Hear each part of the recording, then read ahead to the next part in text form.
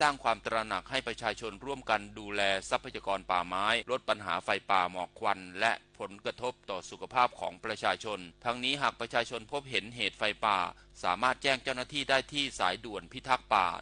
1362ตลอด24ชั่วโมงหรือกำนันผู้ใหญ่บ้านในพื้นที่เพื่อให้เจ้าหน้าที่เข้าควบคุมสถานการณ์ได้อย่างรวดเร็วและลดความเสียหายที่อาจจะเกิดขึ้นพงศิริศรีหานามสวท.อำนาจเจริญรายงานจังหวัดตรังขอความร่วมมือประชาชนระมัดระวังการจุดธูปเทียนและเผากระดาษเงินกระดาษทองป้องกันอัคคีภัยช่วงวันเชงเม้งนายอุดมพรการหัวหน้าสำนักงานป้องกันและบรรเทาสาธารณภัยจังหวัดตรังเปิดเผยว่าในช่วงเทศกาลเชงเม้งของทุกปีตามธรรมเนียมของชาวไทยเชื้อสายจีนจะมีการจุดธูปเทียนเผากระดาษเงินกระดาษทองและการจุดประทัดเพื่อเส้นไหว้เจ้าและบรรพบุรุษที่ล่วงลับไปแล้วซึ่งสาเหตุเหล่านี้ทำให้ช่วงเวลาดังกล่าวมักจะมีความเสี่ยงต่อการเกิดอัคคีภัยสูงกว่าปกติจังหวัดตรังจึงขอความร่วมมือประชาชนเพิ่มความระมัดระวังในการจุดธูปเทียนเผากระดาษเงินกระดาษทองงดเผาหญ้าเศษใบไม้เพื่อป้องกันอัคคีภัยที่อาจจะเกิดขึ้นในช่วงเทศกาลเชงเม้งโดยในช่วงพิธีการเส้นไหว้ควรจุดธูปเทียนลงในภาชนะที่ทนไฟและขณะที่จุดธูปเทียนควรดูแลอย่างใกล้ชิดไม่จุดธูปเทียนทิ้งไว้และต้องดับไฟให้สนิททุกครั้งหลังจากไหว้เสร็จการเผากระดาษเงินกระดาษทองต้องระมัดระวังป้องกันไฟลุกลามหล่นหรือปลิวออกจากภาชนะที่เราเผาไปติดกับวัสดุอื่นที่อาจทำให้เกิดเพลิงไหม้ได้ส่วนเรื่องการจุดประทัดไม่ควรจุดประทัดในพื้นที่เสี่ยงต่อการเกิดเพลิงไหม้โดยเฉพาะภายในบ้านเรือนหรือใกล้แนวสายไฟฟ้าและวัสดุที่ติดไฟง่ายเพราะประกายไฟอาจกระเด็นไปติดวัสดุดังกล่าวทำให้เกิดเพลิงไหม้ได้เช่นกันยศพรนะคะไกลศรีสวท.ตรังรายงานปิดไฟปิดแอร์เมื่อไม่ใช้ช่วยประหยัดค่าไฟลดการใช้พลังงานจบข่าวอานนท์นันตะสุคนอ่านรับฟังข่าวครั้งต่อไปเวลา 10:00 น.ติดตามข่าวที่นำเสนอไปแล้วได้ที่ www.thainews.prd.go.th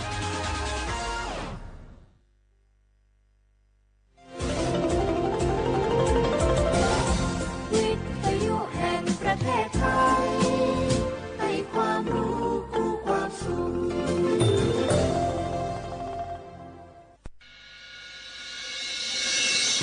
สถานีวิทยุกระจายเสียงแห่งประเทศไทยจังหวัดเชียงใหม่ AM 1476 กิโลเฮิรตซ์สถานีวิทยุภาคภาษาชาติพันธุ์แห่งเดียวในประเทศไทยที่มีความทันสมัยเชื่อถือได้สร้างอัตลักษณ์กลุ่มชาติพันธุ์สู่สากล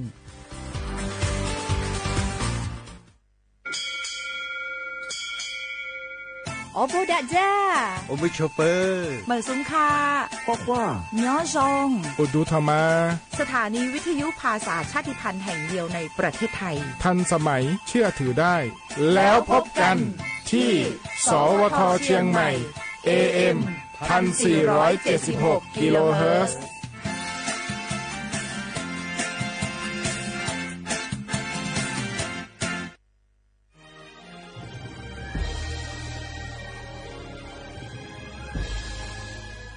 เกิดเป็นคนไทย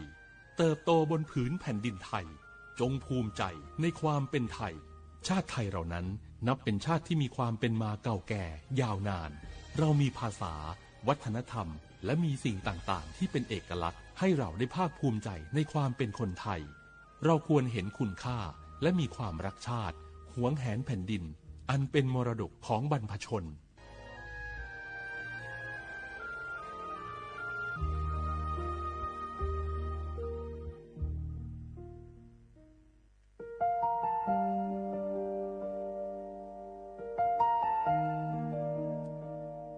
ขอน้อมเกล้าถวายอาลัยสมเด็จพระพันปีหลวงพระแม่แห่งแผ่นดินผู้ทรงเมตตาเหนือเกล้าขอพระองค์เสด็จสู่สวรรคาลัยข้าพระพุทธเจ้าข้าราชการและเจ้าหน้าที่สถานีวิทยุกระจายเสียงแห่งประเทศไทยจังหวัดเชียงใหม่กรมประชาสัมพันธ์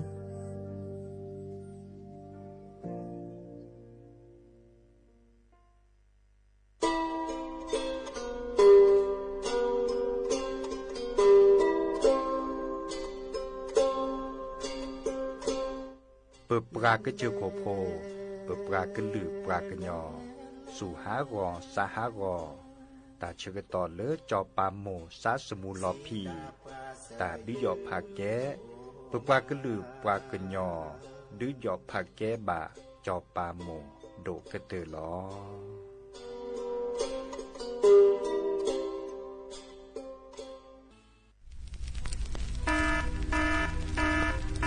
เนสีญา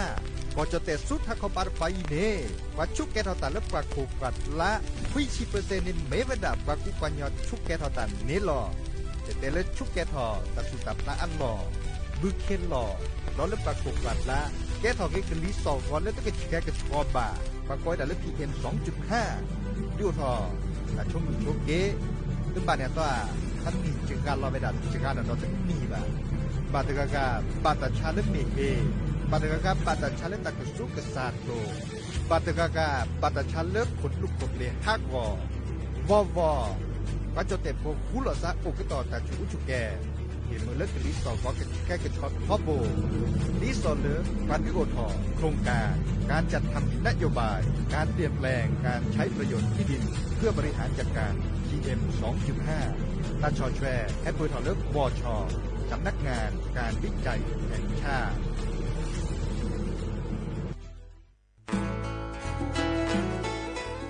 แกวดอปูแวกก็กาแฮแกปราตุพึกอเดเลทีมเวกิแม่แกลเกสกอตาติตาเฮเวดาเลหมอูแกทอเลปกาปูหมออวปลือดอผักกะพลือ PM 2.5 เลราโตก่อต้นโหนหมอูแกทอแต่คือเลตามาหล่อกว่าแชแกลเกตาติตาเฮเวดาเลหมอูแกทอเลปกาปูหมออวปลือดอผักกะพลือเลเวกิแม่โทรศัพท์เตเบอร์คอเลอร์ว่าแยเซอร์เตอคีข้อว่าข้อเวกิแม่ปรับพลาลอที่ก่อตลอดพิขากรอขาแกลเกตาติตาเฮเวดาเลหมอูแกทอเลปกาปูหมออวปลือดอผักกะพลือ PM 2.5 ตลอดตะแกลแลตอตเนเรนแควดิซอเลกชูอูชุแกตาเล FID ตบาชูอูชุแกตาบาปากรอขาตเมเลชูอูชุแกตาสพอสขาเซเดวาเดเซลาเคก็จะถอนเลมือนี้มือซอเตอร์ลามกราคมตือเลมือนี้มือซอเซชิเตอร์ลาพฤษภาคมนี่คิกโทยกยาคือชิคุยและรามากมาที่ก่อตลอดพิขาปราจินหยอนันนอกอตาเชมลาเรเฮเวดาเลสำนักงานประชาสัมพันธ์เวกิแม่แฮแกปราตุพึกอเดเลทีมเวกิแม่คือกะญาตาเลโอปุโคปเคดูทอกลิซอและกะชกกะชกอมุโคชรีภากะพลือโตโอบานอ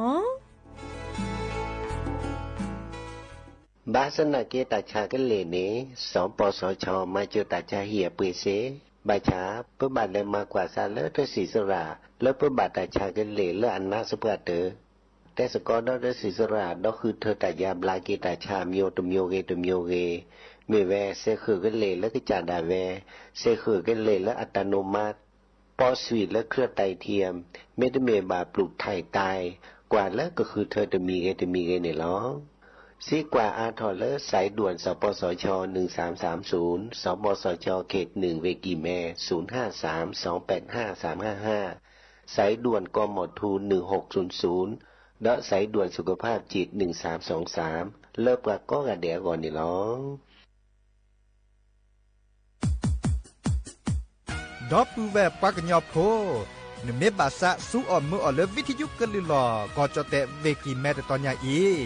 บอบบาเนบาคักเล่นตัดพี่ตามมาตัดพี่ออกมาออกจดแต่กว่าก็ได้แล้วสนใจโฆษณาเนื้ออดจัดสิกว่าสวทเชียงใหม่เบอร์โทรศัพท์053-276-068เมตเมบะ092-246-8579เซทอโบลอ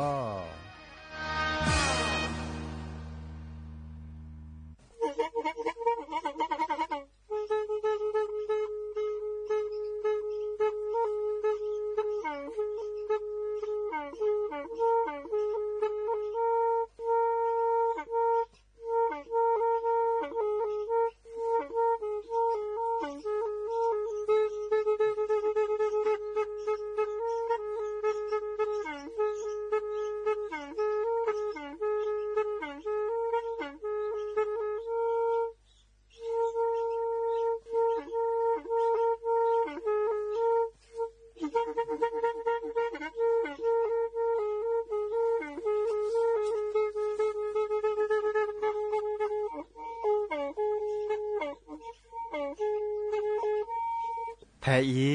วิทยุกะลือหลอก็จะแตะเวกีแม่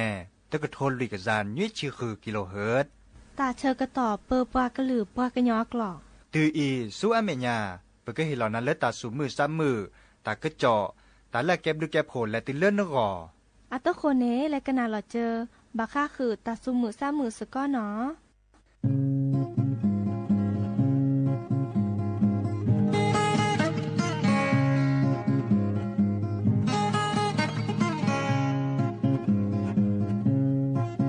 โตโคเน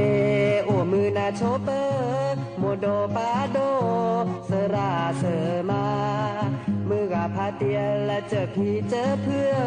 แวนอแวจอนะมือเกินนอพ่อสาควาโพดีโพซาเนอาออนูนาโอเคโพดีโพซาเนอาออนูนาโอเคมอเกอจาซวาลาเกโชเกบานา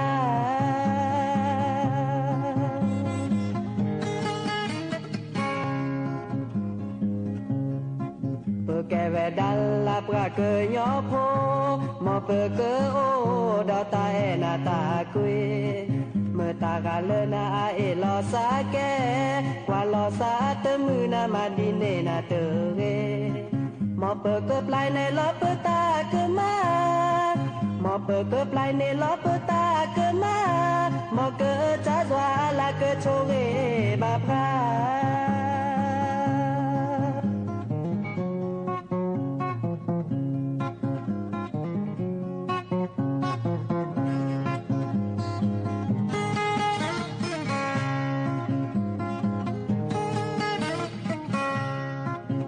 โตโคเนลาโอมือนาโชเป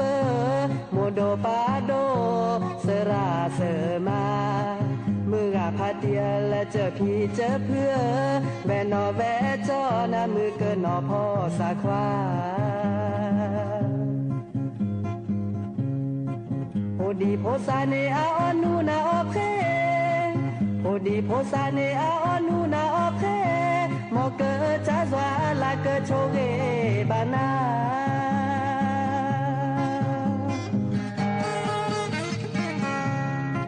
เปแกเวดัลลาปราเกยอโพ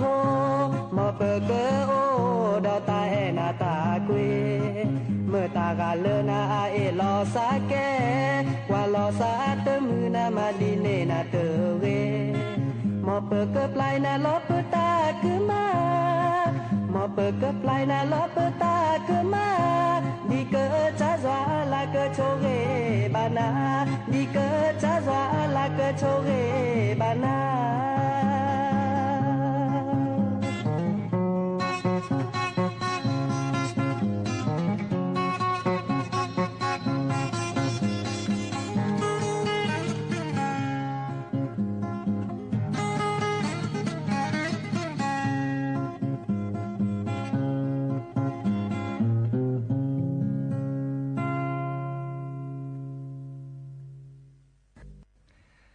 โอ้มือโชเปอร์ดับเบิลแวร์มือกาพาตีพื้พี่ก็กาเนาะบาตุกอลาซาเดยาพอมลาวารัญญาไฟไพโรดแพลือวิทยุกลือลอกระจะแต่วิกิแม่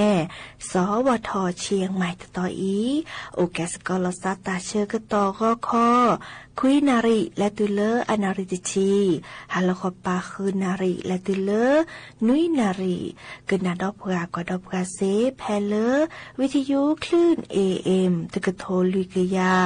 นุยคือกิโลเฮิรตซ์วิทยุเลอพะบาโค FM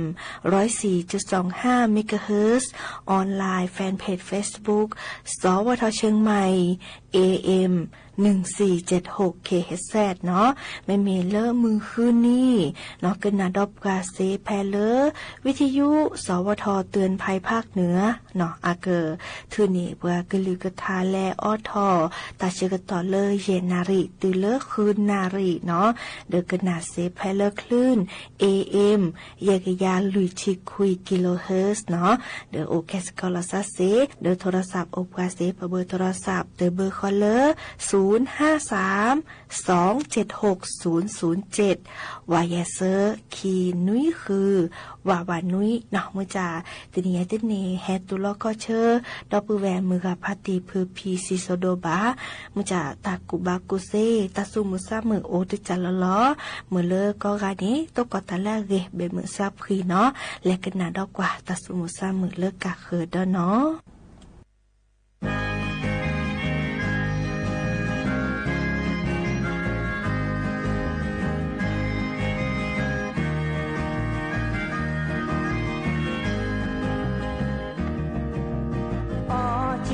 จิโก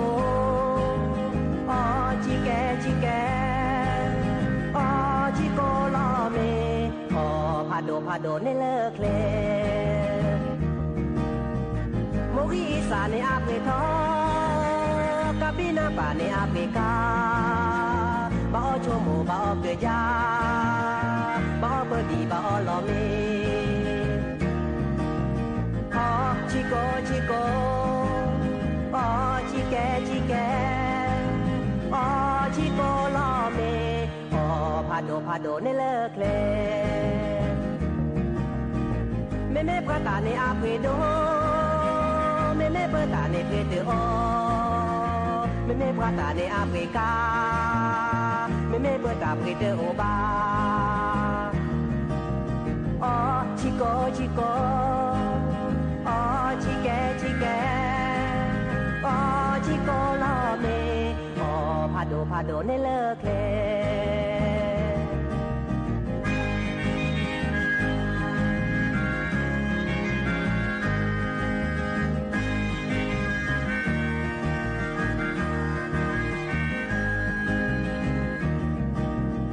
โมกิอีสานในอาเพทอกาปินาปาในอาเพกาบ่อโชโมบ่อเกยาบ่เบดีบ่ลอเมอ๋อจิโกอ๋อจิแกอ๋อจิโกลอเมอ๋อพาโดในเลิกเลเมปราตาในอาเปโดเมเปราตาในเพเตอเมปราตาในอาเปกา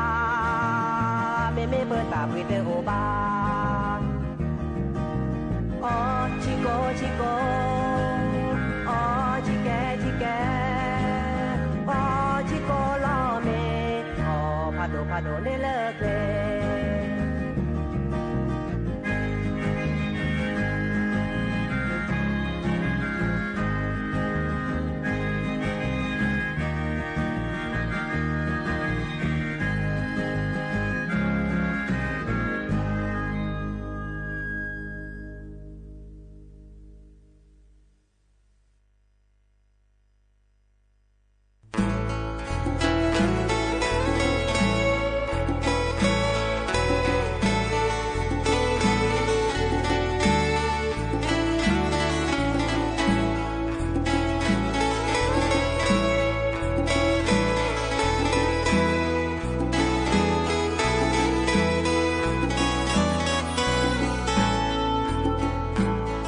ไฟป่ามาแล้วต้นไม้วอดวายหัวใจสลายทุกสิ่งหายสิ้นไฟป่านั้นร้ายสัตว์ป่าแดดินฉันไม่ได้ยินเสียงรำร้องระงมไพรไฟป่าทำลายแหล่งอาหารคนและสัตว์เห็นกันชัดป่าแห้งแล้งน้ำหายไปไฟป่าพาลงร้อนและหมอกควันไฟสุดแสนเสียใจสุขภาพก็แย่ตามเพื่อพองน้องพี่รีมาเร็วพลันทำแนวกันไฟไม่ให้ลุกลามกั้นขวางไฟร้ายในป่าเข็ดข้ามทุกชั่วโมงยามให้เฝ้าระวังแน วกันฝ่ายดีไม่มีโกหกการเรื่องกระโจกโลกร้อนอยู่ยังพ่อแม่ลุงป้าจงรวมพลังสิ่งแวดล้อมดีจังด้วยแนวกันฝ่าย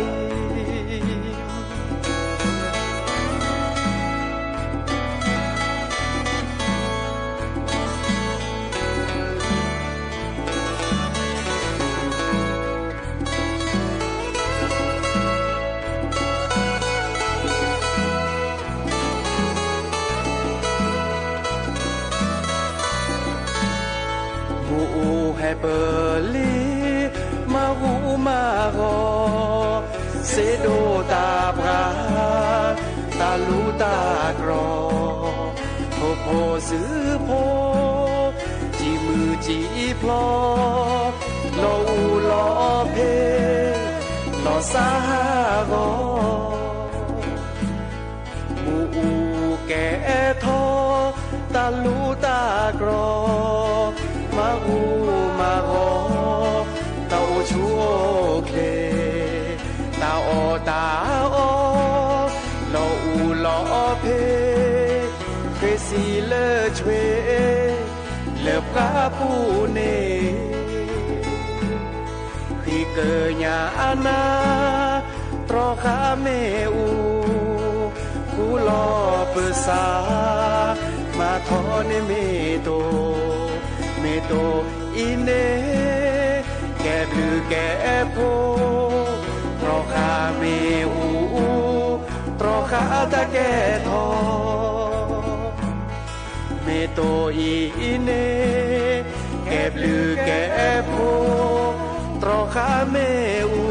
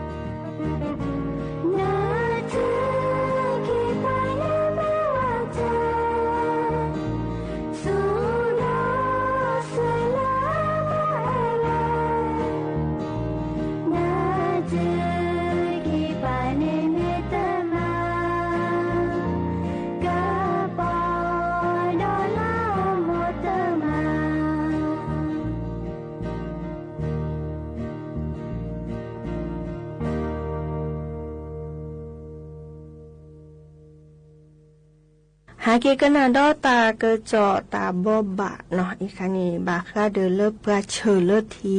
อาเกตาตจาดิซออาตมีปะกูโคลอนปะไม่เชลทีบาลานีกษาตเปวะเนาะและตุเลเนาะซะสมุลพิกซีโจเซเนาะดิเนจันนี่ปราเลเนาะบัตบาเนาะกเปทอดิซอเลเชลทีเนาะเดบัติบาโด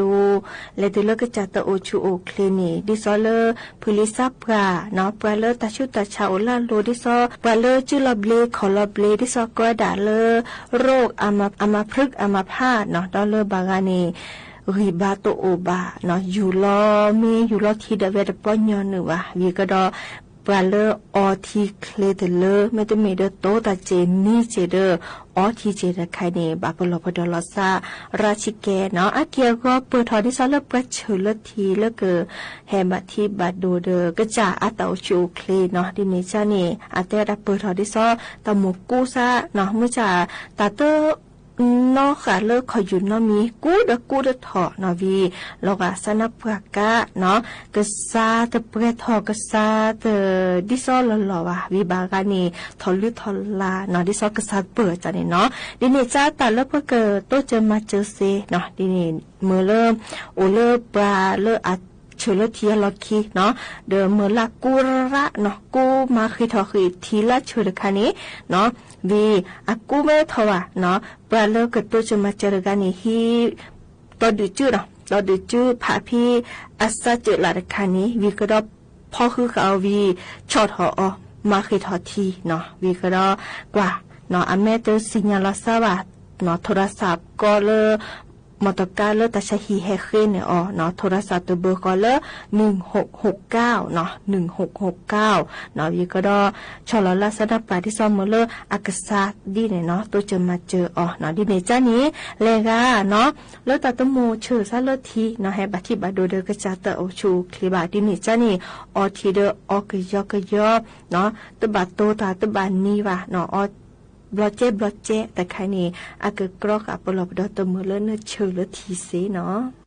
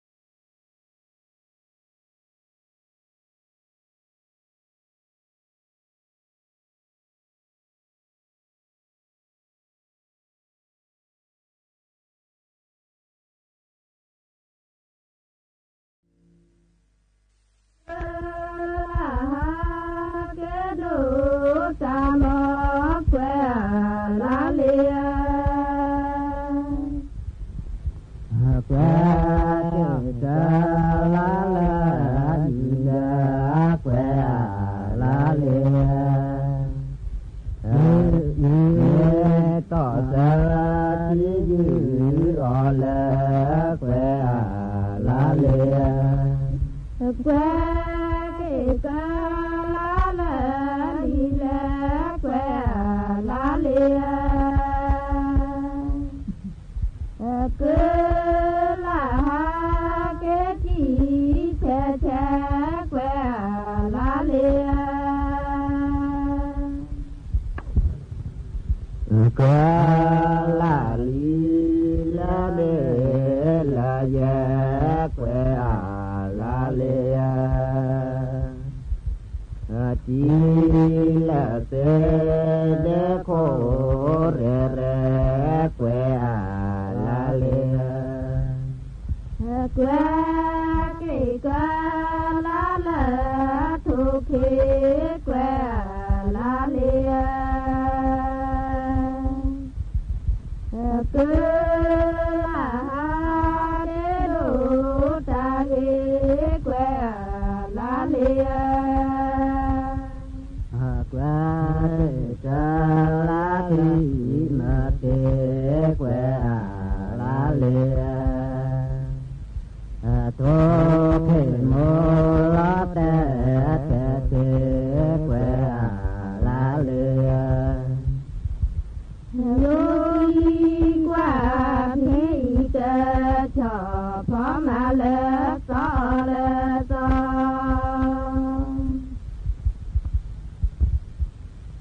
อกว่าละตาเลนอยจอมาโอนาเตเสเลลาพาเดจอทีทีเจตาวิเฮโรตรีเลฮัลตาวีเมลออเตลาเมกานาโชโมนาพอลาพาเดจาราคุสุเมติบอทิขายาสุคูตารานาโคเบลเลลอบกาเดจอโยเตเกโฮซาจอเนยปีพอกะพอเจปนามีฮัลตะทาบาละเหจอปลีตาหยอมาหยอแพอีโฮซาจอเนยปีพอกะพอหรือโทลีมือตะทาบาจอดะตือตาหยอมาหยอละนาจือนะโมโรยะละตะเปตะปะนะสุมาสุตะฮัลโมตะโดนะละตะเปโมโกนาโพมิโนนะโมโรยะละตะตรึกะตรึตาภะเลกอกือโมตาโดนาลกะตรึโมโกนาโพมินาคือนะโมโรยะละกะทิกะทิตาภาดิภาเดโมตาโดนาลกะเจโมโกนาโพมินาเวนะโมโรยะละกะชอกะชอตาภาดุภาทอโมตาโดนาลกะชอโมโกนาโพมินามยาทาจิกลีเสสาบีลาจิเลกะภูเลกะปาฮัตติกิเสปนเวถือสาบิลาละทอตาจิกลีเสมิเดขอจิลูกเอละวะกะลอตาจิกลีเสบอกะถือวิเดขอเวสุเตมิตาจิกลีเสญาปอมอจิลูกเอละตาภาพอตาจิกลีเสเมตะเวญาปอบอเหทอลาเลกวาเลกาเลดอเดชอดีเลกาเลนอเธปลอ ลาวาโสโรตาดูโรเกเนทุเลตาอูทุกโพอาดิทาบีเกลกะยูดานาจอยอยู่ดีกาเวโทโกบ่จอบลาวดีเตลมอมึงทอแชมาตอกเลอุลตอผู้เตมึงเลอุลตอผู้เมตามือคือเนตาละตอกะดีสุลาเคลและชาสือผู้เคลเนชาสือเคลกะยูฮาลาสานอจอมาโอนาตะเปนะเมื่อกะบ่มาปือเดกิเลเวหับลาเตเกฮะโปโพยาโปปอลานีนอหาจอหาโปอาทีก็เชยคิโกเมมยะบาลาดิโทลิมือตามือกกว่ากว่าเสกนาโจลาก็เชยคิโกเมสิยะบาลาดิโทลิเปยาวานุสัมนาลีมิกาเตเจตยุสียะเมหะสุตรายาเกภูมิละบาภูควาจอตเมโสภาเปจอตกาบาปีเดยูเกนะเวตติโจเจนะลีชอนกะปอเวทายาวาลโกโลนอเกนะเวดิบาโพวิเชนะกิลาเปเจนอเกนะมาเตอเปทีกาลืเมเนจายลาภาดอยคือนาทีกานากเวลืเนจายลาภาดอยจากที่กันเล่ใจลาบุพาดอยคือนาทียาจะเล่ใจลาบุพา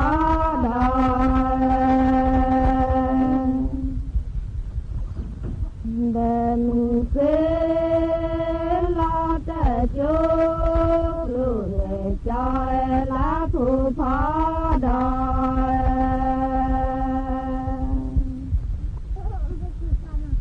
จอกลีลาดุเกลือใจลาผู้พอดอยเกิดตรีลาที่เมกาใจลาผู้พอดอยเดลูกผู้แปรใจลาผู้พอดอยลาเทลาเทวกาเนใจลาผู้พอดอยเททอคลอลูกเรเด่นใจลาผู้พอดอยลาทีมลา ที่สวนจอยละผู้พอดอยเกทอคลองลูกก็มีด้านจอยละผู้พอดอยหนูว่าตรูกุลาเป็นจอยละผู้พอดอยอีลาจังจูลูลาเตลา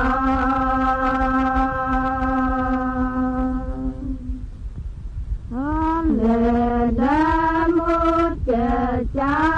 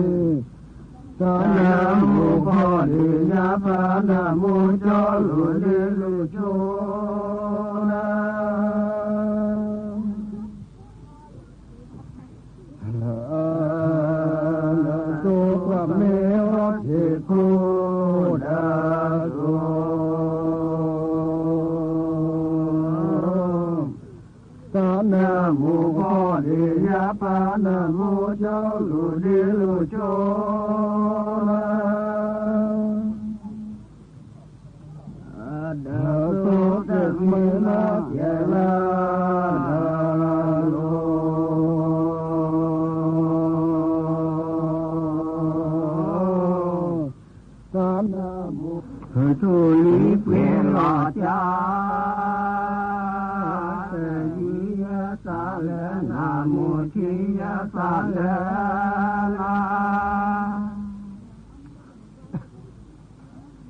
โทคลือหิมาเมยพอโทคลือโทลิเวลาจาเจยิยาสาเลนาโมทิยาสาเลนาว่าเพื่อนาเมมองนีโชลิเปลาจาเจยิยาสาเลนาโมทิยาสาเลนาเจ้าพ่อมาเมยพอโตตะวาพอโตลิเปลาจาเจยิยาสาเลนาโมทิยาสาเลนาโตลิเปลาจาเจยิยาสาเลนาโมทิยาสาเลนาบินเดมาเนยุติยอนบินเดโตลิเปลาจาเจยิยาสาเลนาโมทิยาสาเลนาเลโอโกกิกายุเลโอโก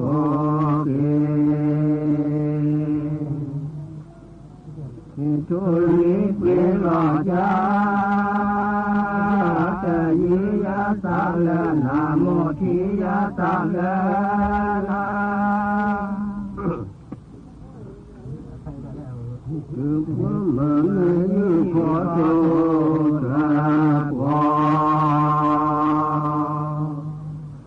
พอโตลิเปลาจาเจยิยาสาเลนาโมทิยาสาเลนาเลโอโกดายุเลโอโกพอโตลิเปลาจาเจยิยาสาเลนาโมทิยาสาเลนา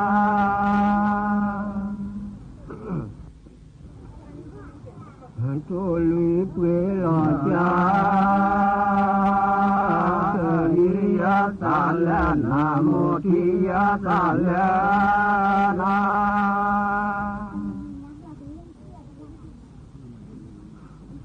วิมาเนยุติอจอยโตลิเปลาจาเจยิยาสาเลนาโมทิยาสาเลนาพุทธพระมีพุทธพระพุทธโตลิเปลาจาเจยิยาสาเลนาโมทิยาสาเลนา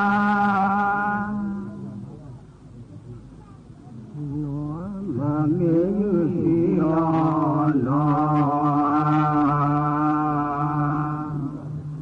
โตลิเปลาจาเจยิยาสาเลนาโมทิยาสาเล